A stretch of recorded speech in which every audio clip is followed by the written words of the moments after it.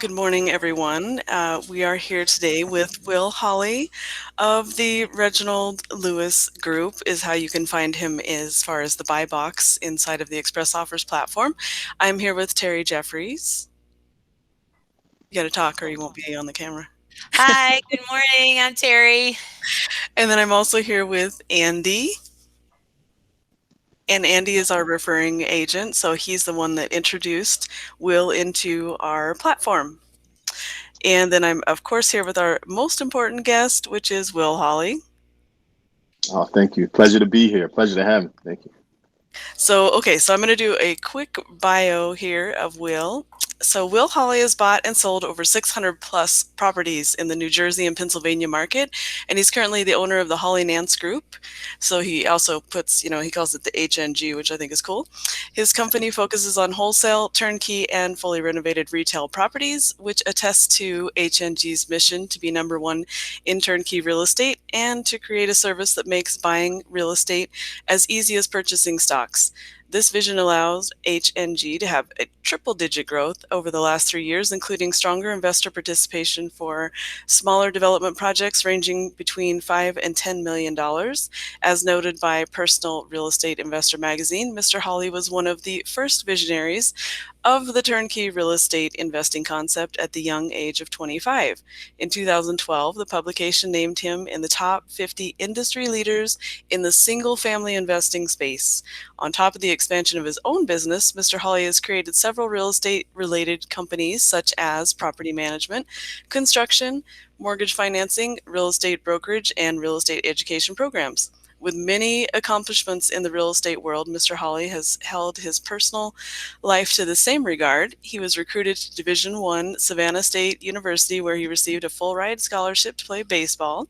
Mr. Holly feels the most fulfilled by being able to give back to his church, youth baseball, disabled veterans, and disadvantaged African American youth in his hometown. He's married to Danielle Holly and has a 7-year-old son, William Holly Jr. And outside of family life and life service, he speaks across the country, educating individuals on how to build a perfect boutique real estate business. Holly Nance Group LLC has two operating offices in Hamilton and Princeton, New Jersey. And just to remind everyone that Will actually, his buy box is going to show up as the, sorry, I'm The getting Reginald dinged. Lewis Group. Thank you. The Yeah, the Reginald Lewis Reginald Group. Lewis Group. Okay, so I thought one of the first things that maybe we could talk about is what areas are you currently serving, and do you have a hotspot anywhere?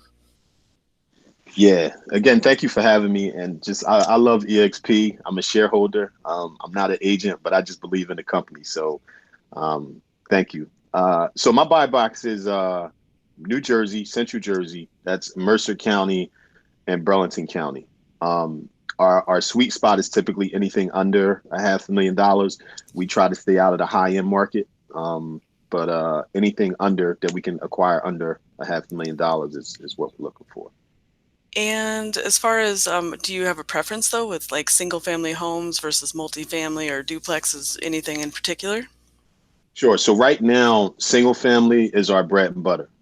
We will do multifamily, but if we had to tear it down, I'd say single family, multifamily, then land, and after that is commercial. And if you bought land, what would you prefer to put on it? Single family houses. So we're doing Okay. infill lots now. Um, closer they are ready to build, the better they are to us. Meaning, so if you got sewer connections, lines in the street, things like that, if it's graded and there's no trees on it, that's ideal for us. Okay. And I was just looking at your buy box, basically. So Julie, it I'm going looks to go like, back to that real quick. Sorry to yeah, interrupt. But Will, I'm go for it. curious. I'm curious on that land. Are you doing the general contracting? Are you putting up the houses on the infill lots, or are you finding a contractor to build on those infill lots? Good question. So we're doing a joint venture partnership. So our office is really good at renovations. So we found a builder who we give a percentage of the profit, and he builds it for us. So we'll buy it with our cash. Um, we'll even handle all of the stuff in the beginning, like making sure the land is built ready, and then we bring him in to do his thing, and then we bring the realtor in. Nice. Okay. Try to stay in my lane. I learned that the hard way. Yeah. We've all had a few hard lessons in real estate, haven't we? Yeah. Yeah, yeah. A lot of those original businesses you read in my bio have slimmed down drastically. Now I just buy and sell, and I hire professionals like yourself to sell them for me. Well, that's a good point. So I was going to say, in your buy box, do you have it relisting? Yes. Let's see. Yes, you do. So here's a good point for the agents on the call or that are listening, is that he will let you resell the property once it's been beautifully renovated. So that's awesome. Um, Yeah. I, I see in here that you do for renovation extent, you do light, medium, well, we say moderate and heavy. So is there any preference as far as that either? Do you prefer to just get some that you can just barely fix up, or do you prefer when you can actually knock out a wall and make more space or add an addition? Um, the least amount of work, the better. So Okay. Thought I'd check on that because that always helps too when people are prospecting and trying to understand what, preferences the investor has. so yeah, Oh, just a little bit on that because right now what's going on in this market is so crazy.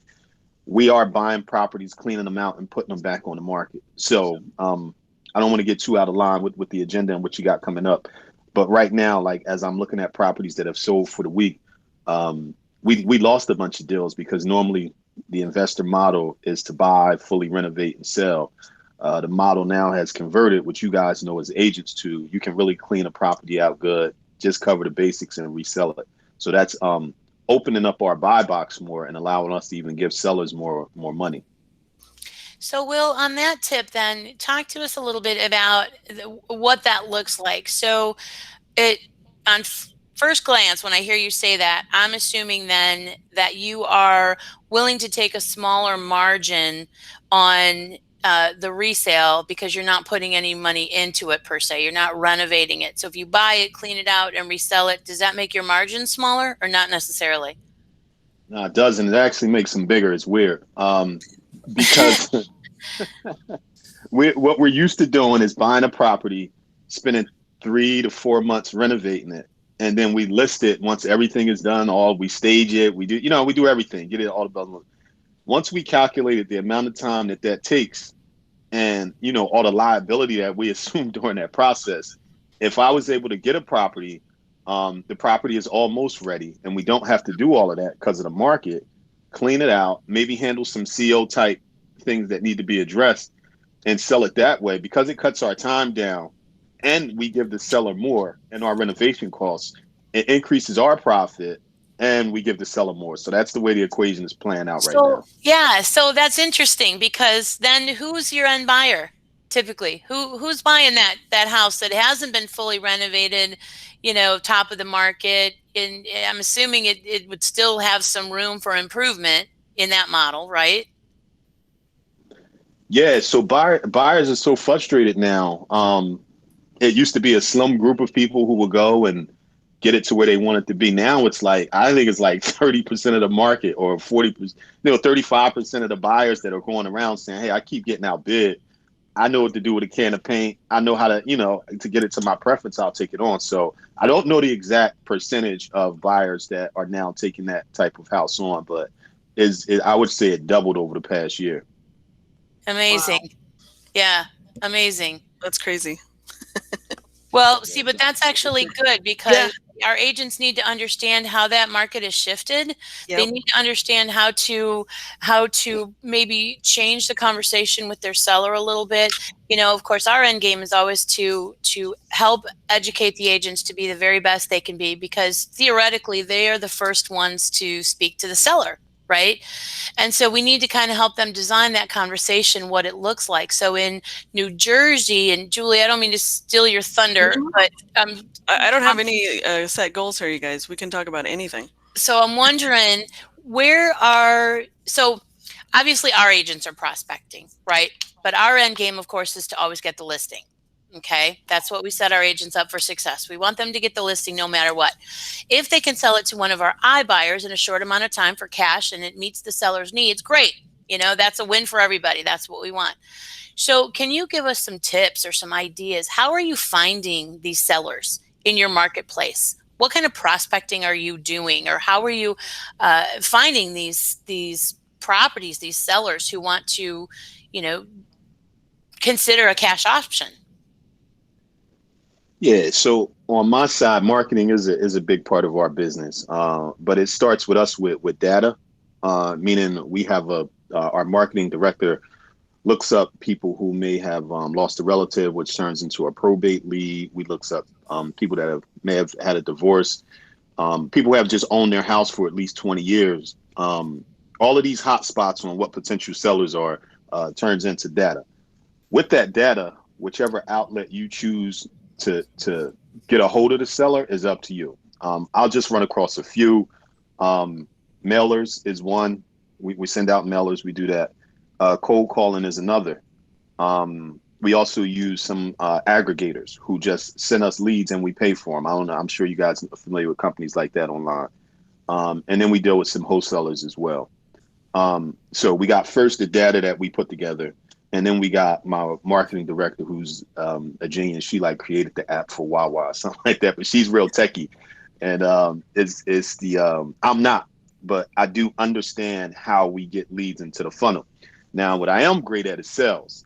I love sales. So you can do all this, getting the data. You can get the people on the phone. If you're a poor salesperson and you don't have a process in place, you're going to be losing a lot of deals. So I seen one of the questions, which was great, which was how do you know a seller is, ready for a cash offer? Or should they be ready for a cash offer? And my approach to this has always been because I've owned a real estate brokerage and I've always protected the fiduciary responsibility of my seller. And it's always been get the listing, get the listing. Well, I ran into some sellers where they had to sell in 2 weeks or they were going to be in foreclosure. Mm-hmm. And that's why I was impressed with EXP for coming out with this and having the open mindedness enough to say, hey, everything isn't a listing, right?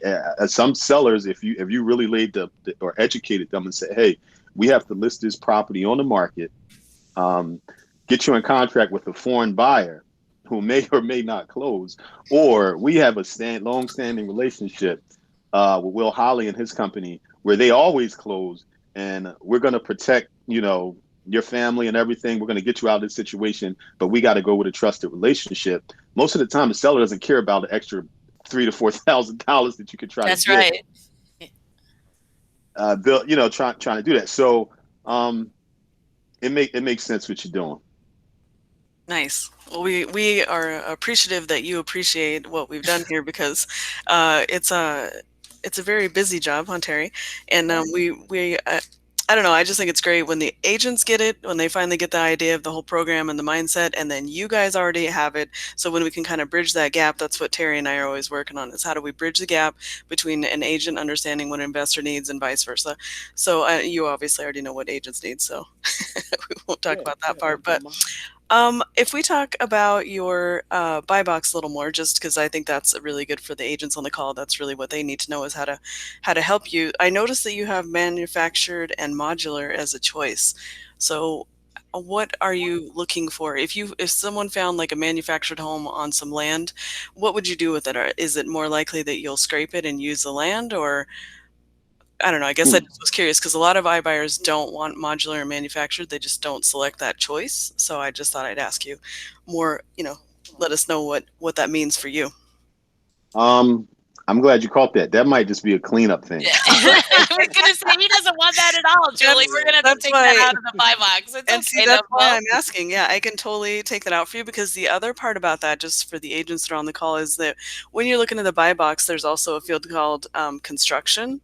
So we have property type and construction kind of go together because property type is where we list like single family, multifamily, duplex, townhouse, manufactured. So we have manufactured in there now, which sounds like we probably should not. And then if you correlate that down to the construction field, we have concrete block, wood, manufactured, modular, and other. So when I see manufactured and modular, that's why I'm kind of curious.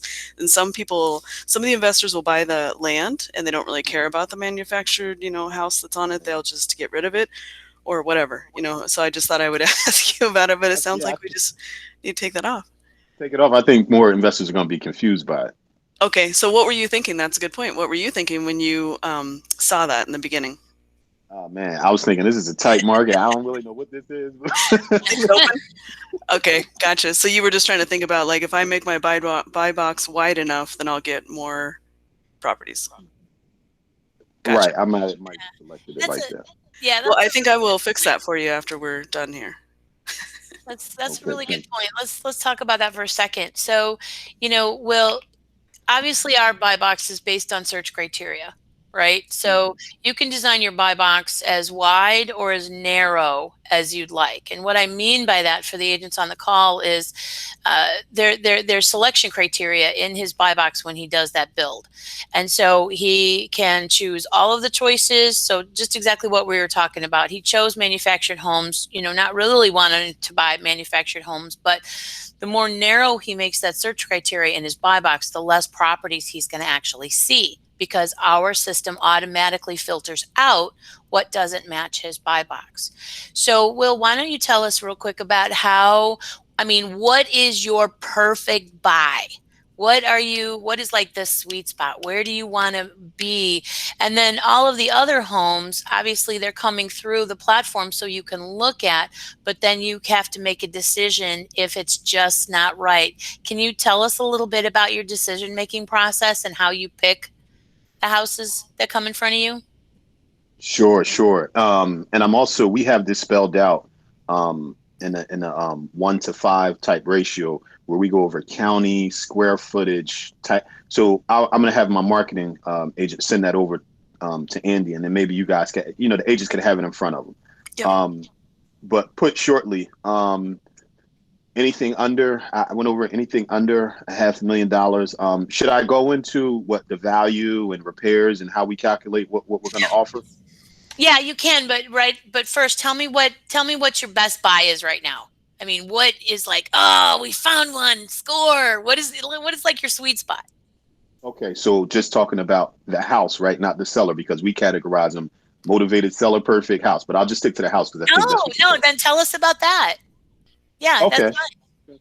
Yeah, yeah. So uh, for the seller, we obviously we're providing a service as an investment company. So we're looking for a situation where we can add value. So if the seller has a timeline where they need to get rid of the house within 30 days, if the property needs renovation, clearly is where we can add value at. If it's a complicated ownership issue, right? They need the estate unraveled or anything like that. If it's a short sale where the people are upside down, they owe more on the house than what we can buy it for. Um, those are kind of the typical complicated scenarios where you guys can match us up and say, hey, I know this seller, I see what you're going through. I have a company who have an infrastructure in place to kind of provide the services that you need that are a little unconventional and we can get a deal done. So any type of distress coming from the seller is where we match up well and we can add value. For the property, we'll tear the house down and build it back up. So if it's a lot of investors shy away from properties with environmental issues, like underground oil tanks, things like that, we'll take those on. We're doing 3 of them now. Um, the property, let me see stuff that falls out of line. Structural issues we'll take on. We'll take on properties that have structural issues. That's interesting. Um, A lot of investors won't do that. They actually will say no foundation issues. yeah, yeah. I mean, and I've just from doing these, what we figured out is a lot of the foundation and environmental issues are overblown um, because normally you have somebody coming out to check them or whatever who has their job on the line and their job is to make sure that their job is safe. But after going through a few of them, the environmental issues normally don't, you know, aren't as big as they say they are, nor is the structural issues. So, I mean, that's kind of for the properties outside of the geographic area that I gave you and the price point. Those kind of properties that fall in that bucket are the ones that we can take on. Okay, good. Are you doing any holding at all? Are you doing all buy and flip, Yeah, fix and so we flip? are. Yeah, we're holding properties as well now. So that's a good point. So if it's a property that wouldn't work for fix and flip, and we can put a tenant in there and pay the mortgage and make a little bit of money, we'll do that as well. Well, also now, one of the things we're doing is we're buying um, tenant occupied properties with not bad tenants, I should say. Oh, let's talk about that one. Yeah, Yeah, so and I this think is, we need to make you a buy box for buy and hold, and we need to make you one for land. oh yeah, oh yeah, Right oh now, we yeah. just have one fix and flip, and it sounds like your needs are different, and then we could actually be more specific that way. If we had a land buy box for you, we could say, kind of the criteria that you want for that, and then after that, the buy and hold, the ones we're going to talk about now, that'd be really interesting to know about your tenants, the tenant scenarios that you'll handle. Yeah, I want to hear about Andy. We'll get to you in 1 second. I want to hear about how you're overcoming that one. You're buying properties with bad tenants, not bad, just Not paying. non-paying tenants. How's that? Right. And we're going through this with our attorney now, who she's real busy going over these deals.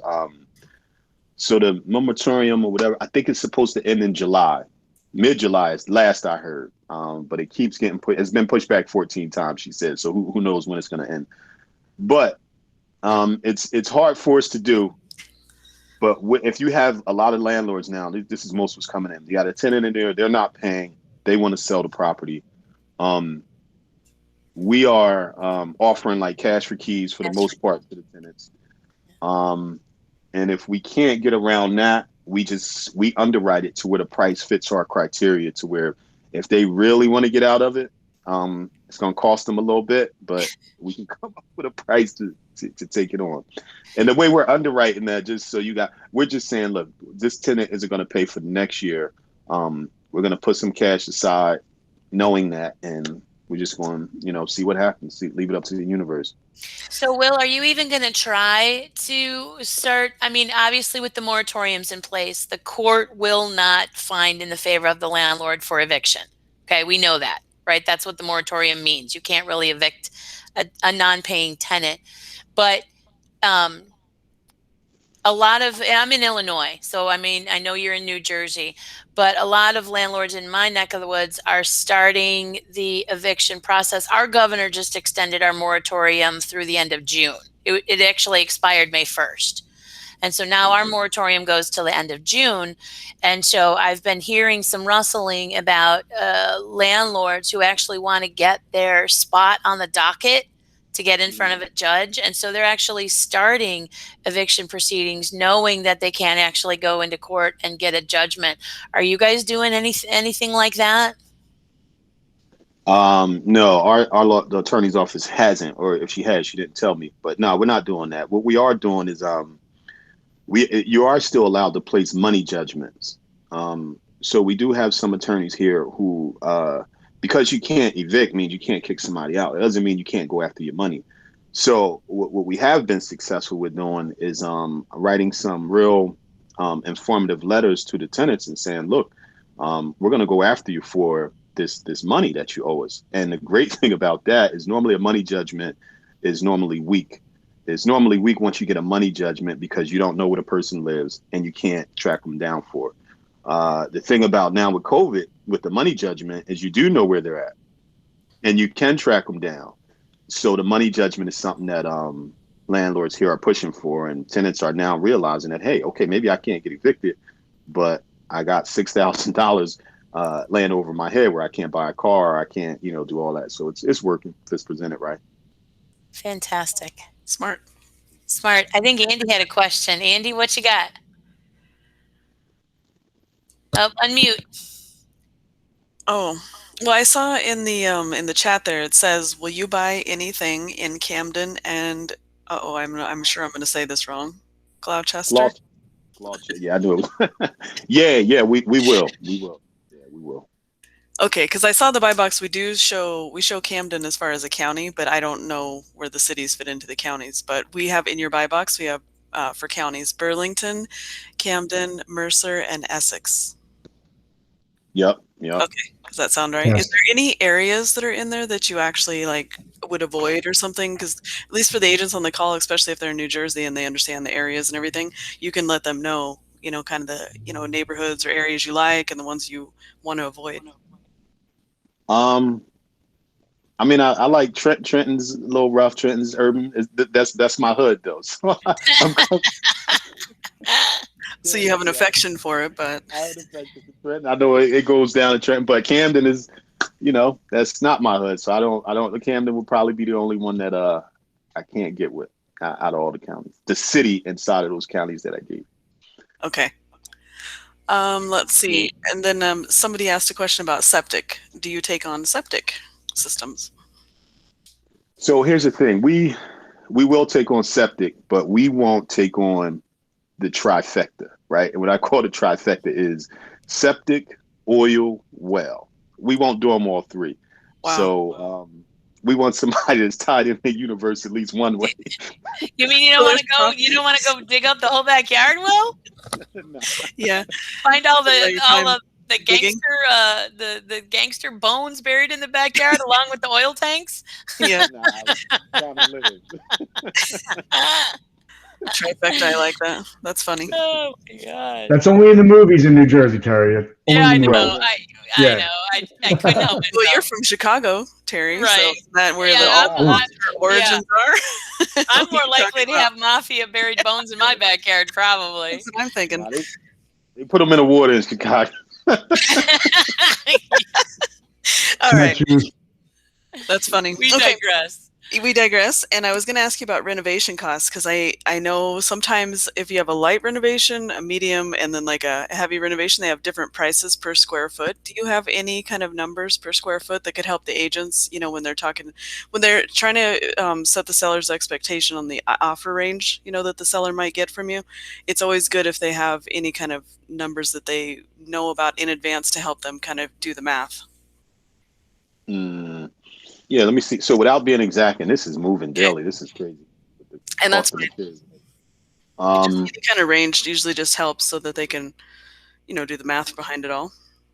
right. So I'd say light $45 a square foot, medium 65, and heavy 75 to $90 a square foot. Okay, that's helpful. Go ahead and explain that. So let's dive into that for agents who don't have a clue what you're talking about. Sure. So I'll give an example. You're an agent, you're going out to go look at a house. You know the square footage, that's the data that you have, and you don't know how to price out what does a kitchen cost, what does a bathroom cost, what does a roof cost, and you don't know all of those minor details, but you know they all need to be done. You could say, hey, this feel like a light renovation without going through a construction training that we could do.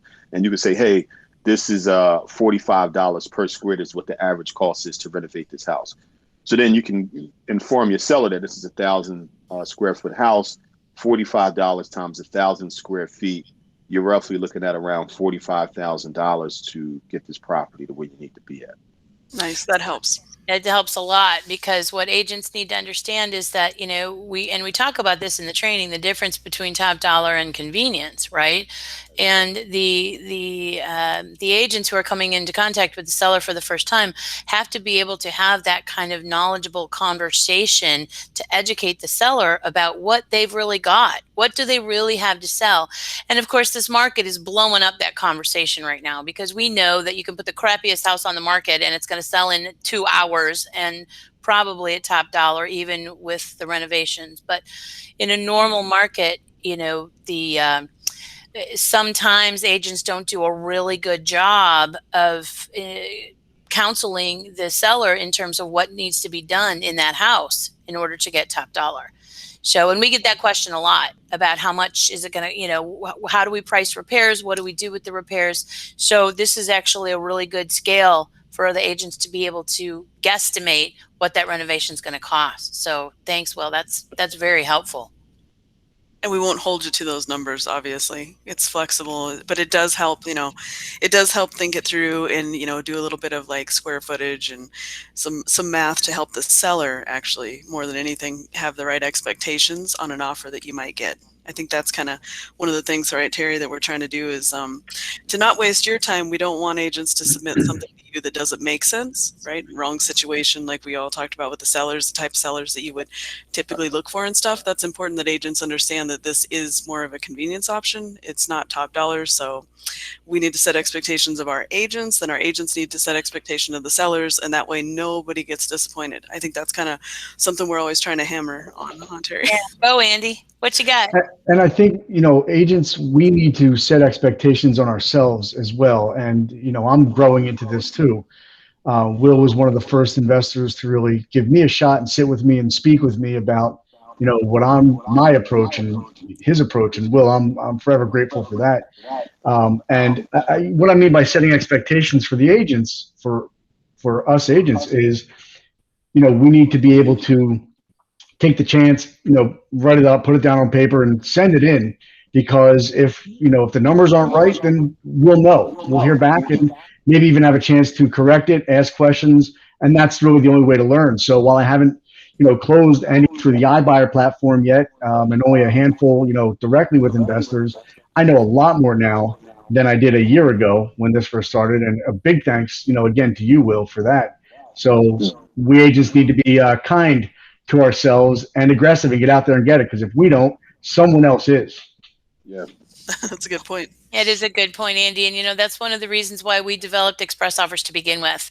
And I don't want to get on my soapbox about why this program and this company is so great, but you guys need to understand we're the only brokerage in the country that's offering this service to our agents. There's other people out there trying to do the same thing. They're throwing spaghetti. They don't have it right. We have got it figured out. We are really getting some good traction. We've got great institutional investors, just like Will, that have cash. They're hungry. They are looking for properties. And it's just a matter of us EXP agents serving them up. He's not going to buy them all, right? I mean, just to set some realistic expectations, the conversion rate is running a little over 2%. So that means when Will looks at 100 properties, he might buy 2 of them. Okay, but real estate is about ratios. Everybody knows that. It's about numbers. How many sellers are you going to come in contact before you actually get a listing, right? Same thing with our institutional investors. How many properties have to be served up? But the key here is that, to Andy's point, Andy's learned so much. He is a much better communicator with the seller. Wouldn't you say, Andy? You're a much better Absolutely. educator of the seller, right? Absolutely. Everybody in the process. And so you guys need to understand how important it is to tap into Will and his company. You literally can go to every listing presentation with a checkbook in your back pocket. The seller might not like it. They might not want to take it. They don't want to hear it. Who cares? You had the ability to have this conversation with the seller, present as many options as available to them in the marketplace, and let them make an educated decision. Right? And a percentage of the time, Will's going to get the deal. He's going to buy it. He's going to fix it. He's going to flip it, and he's going to give that listing back to you. So it's a win all the way around. And I wish we could get more agents to understand that, traditional real estate sales is not traditional real estate sales anymore. You better have as many tools in your toolbox, or you're going to be left behind. I honestly feel that the gap between, the people who sell 2 or 3 homes a year and the people who sell 50 homes a year is going to widen, because these guys are going to get better and these guys are going to be, left in the dust. Yeah, that's a good point, Terry, because I think from now on, at least as a seller, they are looking for a cash offer because they see it in the news. They don't know what it means. They're seeing the ads on social media. And if you are an agent and you don't understand what that cash offer means, and the investor side of it, and how obviously investors need to make a profit, right? And do sellers know that? I don't know. Maybe they just think somebody's going to pay retail in cash. So it's up to us to set expectations too, and explain to people what all of these options are, which is, I think, the whole point of Express Offers is giving our clients more options. Absolutely. But as an agent, yeah, you better be up to speed and you better be open-minded to all of this, because this is where it's going. And to Terry's point, the program itself has been really well thought out on both, as you can see, the investor side and on our side as an agent, and for the sellers. I think everybody wins. That's what I always tell people. Everybody wins. Yeah. Will, you had something to add? No, I think I started Express Offers the opposite way. So I started out buying and selling properties, but I started a brokerage. I had a broker and everything. And once I figured out that it was just too much to manage the brokerage and the investment business, I said, okay, I'll get a team. So I had a team in Berkshire Hathaway and Princeton. They were top producers within the first 2 years. And I said, you know what? My mother was running a team. So she left to Charlotte. And then I said, you know what? I don't even need a team. What I need is what's called like a preferred agent. So Now that's the opposite side, what the investor would call express offers, like you do. So I've been experiencing this for years, and if the agent can get down a sales process, and you guys keep saying educate, which is exactly the right words, but we have a 5-step process, which is collect information, build a relationship, educate, sell, and close. Right. So for introverts like myself, who really only talked about 5 people, this is great because I have a set process and when I'm talking to people in a way to convert people. So like you were saying with the agents, the better they can get at with going with information, educating the sellers. And a lot of the sellers have in mind that investors are all bad. They think we all want to buy You properties. want to steal their money. Yeah. You're taking Um, advantage of them. No, but here's an important point. I'm glad you say that because a lot of times I always tell agents the really cool thing about investors, because I also have been an investor in the past and bought and renovated and sold and all of that too. And I think that people need to look at it differently. Investors actually make neighborhoods beautiful. They increase property values. When they fix a house, the neighbors all see it and everybody gets excited, and then they start fixing up their houses too. I've seen that a lot of times here in my own town. So I think investors are good. They make things more beautiful. Yeah, and I always tell my acquisition agents validate what the sellers are saying because there are good investors like our company and a few other ones, but there are also like wholesalers who are just trying to offer ridiculous amounts and then resell them to companies like ours. So what I always say with my acquisition people is validate their feelings and don't just bulldoze them. So if they're saying, "No, you're one of those people," no, you're right. Those people do exist. That's not what we are. Right, EXP, these people been through a vetting process. We're asking them to come up with an equation so it's a fair offer for everybody. And the better the agents get at knowing and branding that, they can validate the seller's feelings, which goes a long way, right? And educate the sellers in a way where they're positioned to educate. They look like a trusted advisor because they validated what the sellers was thinking. That's Ding, ding, exactly, ding. That's what yeah, Terry says that's in exactly training. the words we use, a trusted advisor, because that's the reality of our life. You know, real estate used to be sales. We leaned heavily on sell, sell, sell, sell. Now we have to lean heavily on ask, ask, ask. Ask the right questions. Get to the bottom of the seller's needs. Be able to have all of the tools in your toolbox so you can speak to those sellers' needs effectively and actually figure out what's in it for them. What do they need? You know, they don't have to hear the life story of EXP and how many millions of dollars in real estate you sold. Nobody cares, right? Right. Nobody cares. Get to the point in terms of what the seller needs. Loretta asked, can you go over those 5 steps again? Yeah, Sure. I think I might have cut you off on that. And if you have like a marketing thing or a brochure on that or something, I could add that in when I make like the post and workplace and stuff, so that the agents can see your process. Or if you just have it on a website, I could put a link to it or something like that. Oh, sure, sure. So it was first is information, right? You don't have you can't begin to sell without collecting all the right data points. So you guys know what those are. The second is to build rapport. You don't want to go on trying to do a deal, especially somebody selling their most prized asset without winning them over. So however you build a relationship is up to you. And then it's educate. A little bit of what we're doing now is great because you can differentiate for them between what's a retail type property and what's a cash property, right? And we classify stuff as a cash sell if the property or the seller is in distress, point blank, right? The property needs a certain amount of rehab or whatever, or you're in a distressed situation, you might fall into the category of a cash sale would be best to an investor.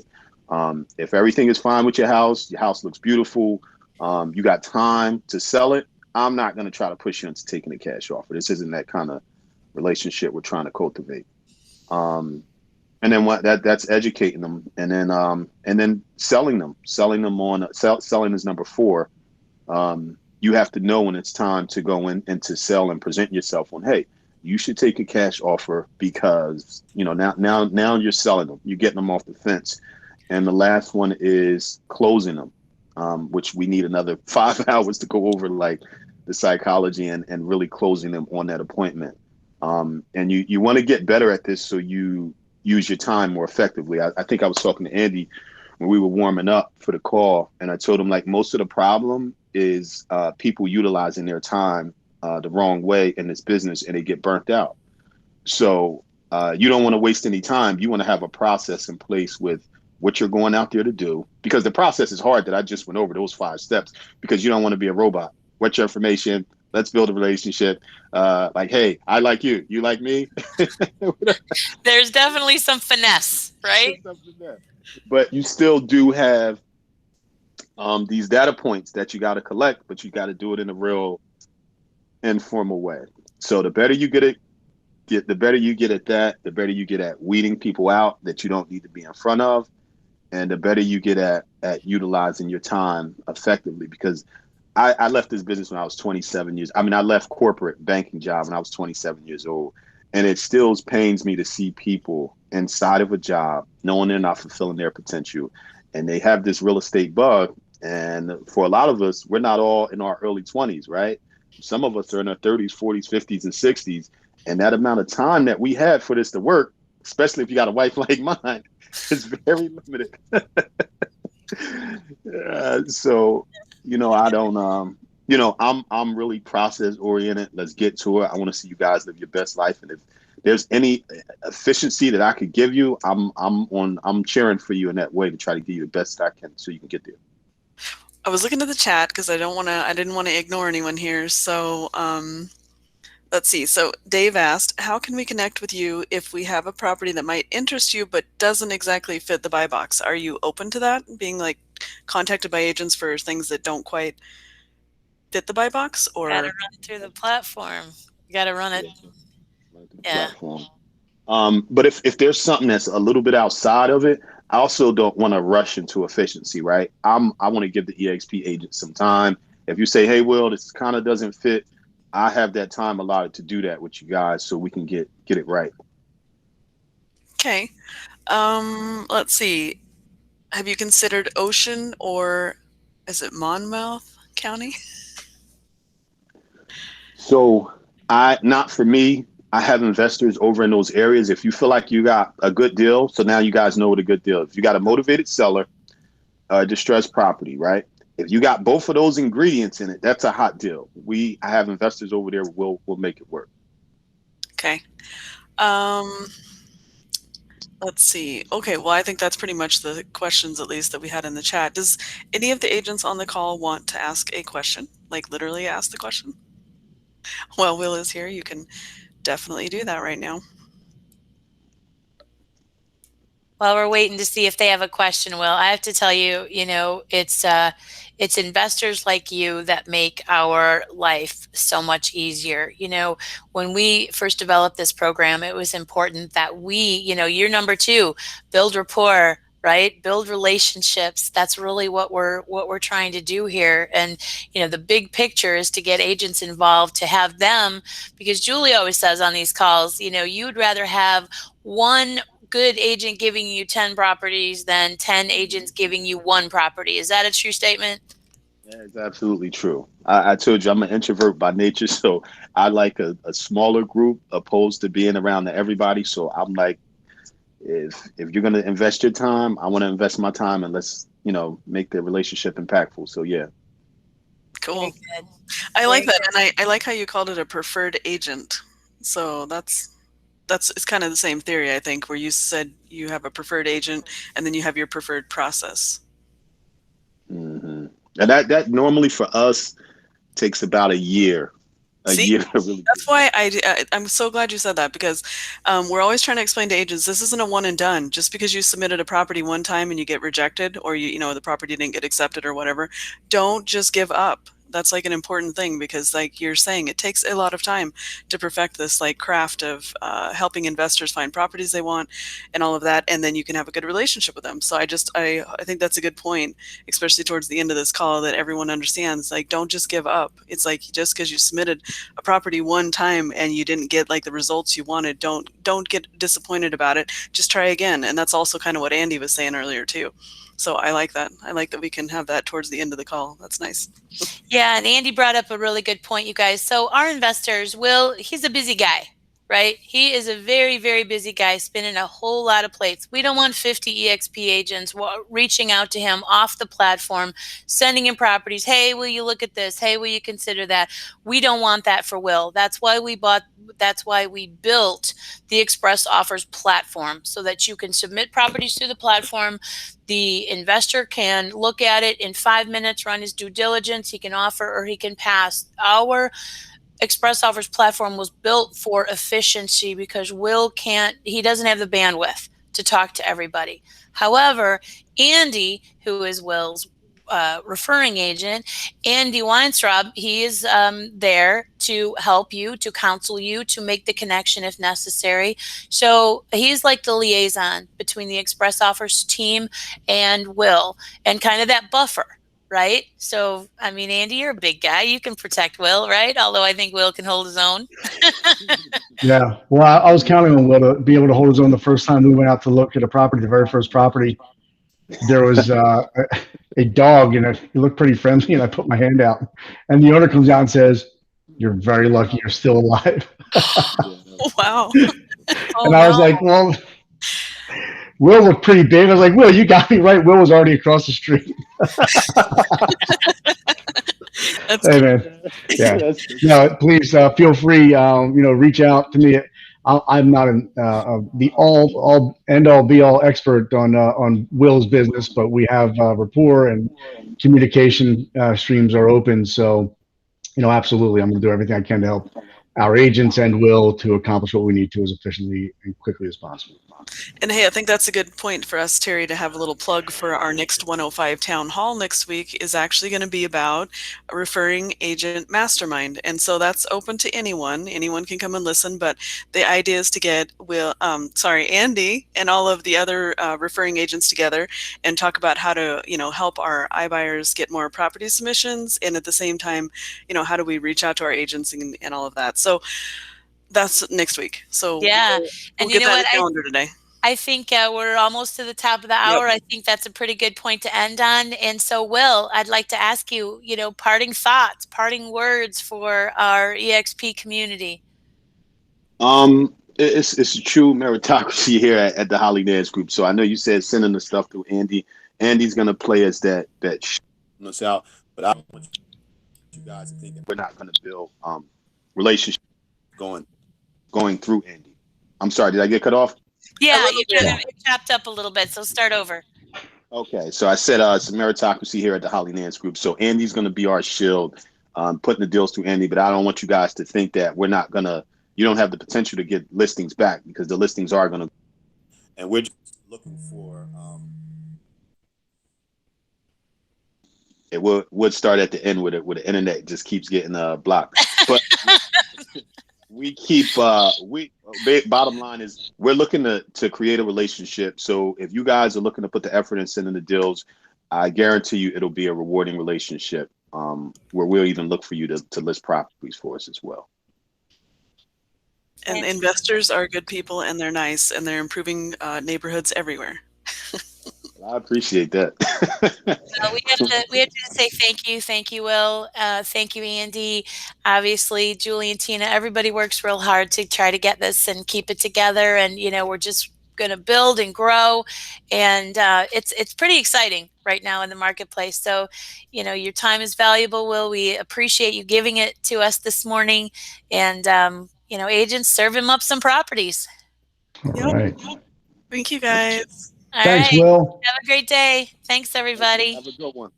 Thanks, guys. That was great.